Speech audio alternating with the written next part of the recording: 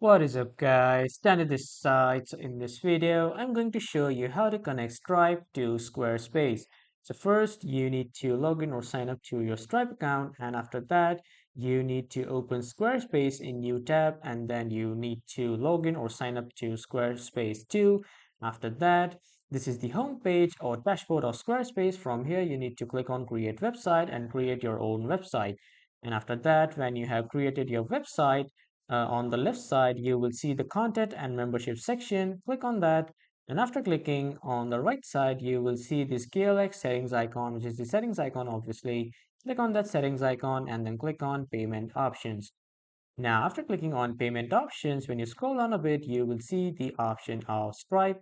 Click on this connect button and then just log in with your Stripe account to connect your Stripe account to Squarespace. As you can see, you can also set up two-step authentication, or you can just scan this QR code and then connect both of these softwares. When you click on connect, you will get the verification code from your authenticator app.